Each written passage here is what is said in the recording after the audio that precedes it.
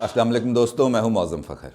دوستوں، P D M کے سربراہ اجلاس کے بعد کل اعلان کیا گیا کہ پارلیمنٹ سے استعفے دیے جائیں گے، لیکن آپ کو یاد ہوگا کہ میں نے کل بھی آپ کو بتایا تھا کہ استعفوں کا اعلان کیا جائے گا لیکن استعفے نہیں دیے جائیں گے۔ اگر استعفے دے بھی دیے گئے تو اس کا کیا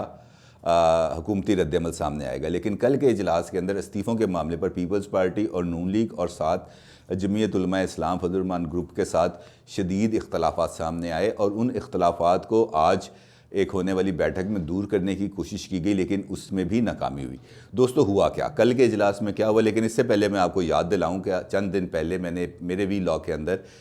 جو اسلام آباد میں پی ڈی ایم کا اجلاس ہوا تھا، اس میں سے محسن داوڑ کو جو Pashtun national P T M کی طرف سے آئے تھے، ان کو اٹھانے، ان کو اجلاس سے باہر نکالنے اور ان پر پی ڈی ایم کے اجلاسوں اور جلسوں میں شرکت پر پابندی لگا دی گئی تھی، جس پر میں نے آپ کو بتایا تھا کہ پیپلز پارٹی نے اس موقع پر خاموشی اختیار کی۔ لیکن کل اس خاموشی کا جواب دیا گیا۔ کل ہوا یہ کہ جب نواز شریف صاحب نے پی ڈی ایم کے سربراہ اجلاس کے اندر استعفوں کا معاملہ اٹھایا تو یہ تجویز پیش کی گئی کہ تمام اپوزیشن ارکان اپنے اپنے استعفے پی ڈی ایم کے سربراہ مولانا فضل الرحمان کے حوالے کر دیں، جس پر پیپلز پارٹی نے اپنی اس خاموشی کا قرض چکایا۔ پیپلز پارٹی کا یہ موقف تھا کہ ہم استعفے ایک غیر منتخب شخص کے حوالے کیسے کر سکتے ہیں؟ مولانا فضل الرحمان صاحب تو پارلیمنٹ کے ممبر ہی نہیں، لہٰذا ہم ان کو اپنے استعفے کیوں پیش کریں؟ جس پر مولانا فضل الرحمان شدید برہم ہوئے، اور ان کا یہ کہنا تھا کہ اگر آپ کو مجھ پر اعتماد ہی نہیں ہے تو پھر ہم یہاں پہ بیٹھے کیوں ہیں؟ پھر آپ نے مجھے سربراہ کیوں منتخب کیا؟ جس پر ماحول خاصا تلخ ہو گیا اور شرکاء کے درمیان خاصی گرما گرمی ہوئی۔ مولانا فضل الرحمان نے پیپلز پارٹی کے بارے میں کہا کہ آپ کے بارے میں تو شروع سے ہی یہ تاثر ہے کہ آپ استعفے نہیں دیں گے، جس کی وجہ سے بار بار اپوزیشن اتحاد کے اوپر اس حوالے سے دباؤ آ رہا ہے کہ آپ نے اسٹیبلشمنٹ کے ساتھ کوئی گٹھ جوڑ کر لیا۔ اس موقع پر آصف زرداری صاحب نے معاملے کو سنبھالا اور یہ تجویز پیش کی کہ اس معاملے کو اس طرح نپٹاتے ہیں کہ آپ پریس کانفرنس میں جب جائیں گے تو مولانا فضل الرحمان صاحب استعفوں کا اعلان کریں اور وہ یہ کہہ دیں کہ تمام جماعتیں اپنے اپنے سربراہان کو اپنے اپنے استعفے دے دیں تاکہ وہ مناسب وقت پر پارلیمنٹ کے سامنے پیش کر سکیں۔ دوستو، یہاں پہ میں آپ کو یہ بھی بتاتا چلوں کہ پی ڈی ایم 13 دسمبر کے جو لاہور جلسہ ہے وہاں پر استعفوں کے حوالے سے کوئی واضح اعلان کرنے سے قاصر نظر آ رہی ہے۔ یہ پی ڈی ایم کے کل والے سربراہی اجلاس میں ہونے والی تلخی کے بعد آج اسلام آباد میں مولانا فضل الرحمان کی مریم نواز اور بلاول سے بھی ملاقاتیں ہوئی ہیں، جس پر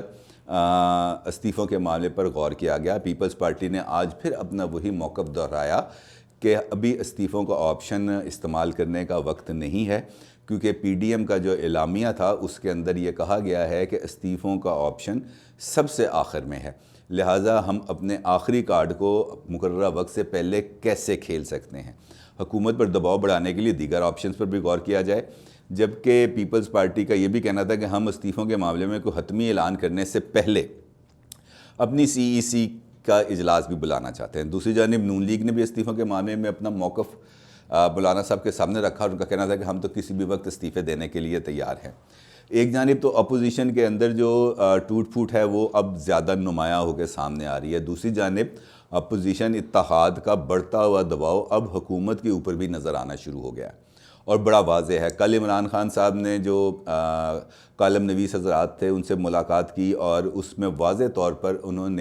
ان پر وہ دباؤ نظر آیا، اور اس میں انہوں نے اپنی حکومت کی چند ناکامیوں کا بھی اعتراف کیا۔ انہوں نے کہا کہ ہمارا آئی ایم ایف کے پاس جلد نہ جانا بھی ہماری غلطی تھی،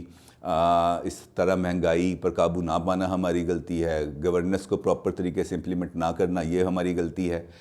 اور آج جب وہ سیالکوٹ میں افتتاح کرنے گئے سیال ایئر لائنز کا، تو وہاں پہ بھی ان کا جو موقف تھا وہ آج اپنے پرانے موقف سے بالکل ہٹا ہوا تھا، جس سے یہ لگ رہا ہے کہ اب وہ بھی دباؤ میں، اب ان کے بھی موجودہ صورتحال میں ہاتھ پاؤں پھول رہے ہیں۔ انہوں نے آج اپوزیشن کو نہ صرف مذاکرات کی دعوت دی بلکہ یہاں تک بھی آمادگی ظاہر کر دی کہ میں گرینڈ ڈائیلاگ کے لیے بھی تیار ہوں، لیکن یہ مکالمہ پارلیمنٹ میں ہوگا کیونکہ پارلیمنٹ ہی مناسب فورم ہے۔ دوستو، یہ بات تو ٹھیک ہے کہ پارلیمنٹ مناسب فورم ہے اور پارلیمنٹ کے اندر ہی تمام معاملات کا ذکر کرنا چاہیے، لیکن یہ وہی پارلیمنٹ ہے جس کے اندر عمران خان صاحب خود شرکت کرنے سے گریز کرتے ہیں۔ وہ کون سا موقع ہے جب پارلیمنٹ کے اندر کسی موقع پر قائد ایوان نے حکومتی پالیسی کو ایوان کے سامنے رکھا ہو، یا کسی معاملے پر اپوزیشن سے رابطہ کرنا تو دور کی بات کہ ایوان میں داخل ہوتے کسی اپوزیشن رکن کے ساتھ سلام دعا بھی کی ہو. لہٰذا ان کا اوپر جو ایک جسے کہتے ہیں نا کہ غرور اور اس کا جو تکبر تھا وہ اب ٹوٹتا ہوا نظر آ رہا ہے. اب وہ ان کے پیروں کے نیچے زمین بھی ہلتی ہوئی نظر آ رہی ہے، اور آنے والے چند دن کے اندر اس بات کا بھی امکان ہے کہ 13 دسمبر کے بعد حالات کس قرار بیٹھتے ہیں اس کے بارے میں تو بھی کہنا مشکل ہے. لیکن ایک بات تو طے ہے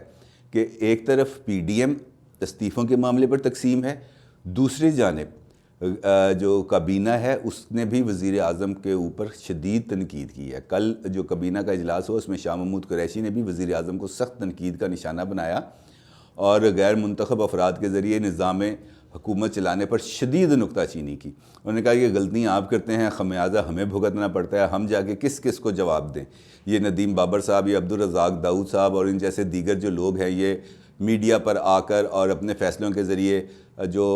فلر پھینکتے ہیں وہ اس کا خمیازہ ہم کو جا کر مختلف فورمز پہ دینا پڑتا ہے، جو بالکل غیر مناسب ہے. اگر ہم نے جواب دینا ہے تو فیصلوں کا اختیار بھی ہمارے پاس ہی ہونا چاہیے. پھر اسلام آباد ہائی کورٹ نے چند تقرریوں پر کالعدم قرار دے دیں اور اس پر انہوں نے کہا کہ جناب یہ غیر منتخب افراد جو ہیں یہ فیصلے نہیں کر سکتے. یہ وہ تمام فیکٹرز ہیں جو اس اور ساتھ اپوزیشن کا اتحاد کا جو دباؤ آ رہا ہے وہ بھی اب پرائم منسٹر کے اوپر نظر آ رہا ہے. تو یہ وہ تمام فیکٹرز ہیں جس کا پرائم منسٹر اور حکومت کے اوپر شدید دباؤ بڑھ گیا. اس کے ساتھ ساتھ جو امپورٹنٹ پہلو آ رہا ہے وہ ہے حکومت اور اپوزیشن کے درمیان نیگوسیشن کے لیے سہولت کار کا فریضہ کون ادا کرے گا، اور اس میں بھی ابھی تک مکمل ڈیڈ لاک ہے. تو دوستو صورتحال یہ ہے کہ اس وقت سیاسی محاذ اور حکومتی محاذ دونوں ایک عجیب و غریب مخمصے کا شکار ہیں. اپوزیشن اتحاد اپنے اتحاد کو برقرار رکھنے کی جستجو کر رہی ہے جبکہ حکومت اپنے استحکام کی جستجو کر رہی ہے. لیکن ان دونوں فریقوں کے درمیان جو اصل قوت ہے وہ ہے عوام کی، اور اصل قوت عوام جو ہے وہ اس وقت مہنگائی اور بدترین ذخیرہ اندوزی اور بجلی گیس کی قیمتیں، بے روزگاری اس کے اندر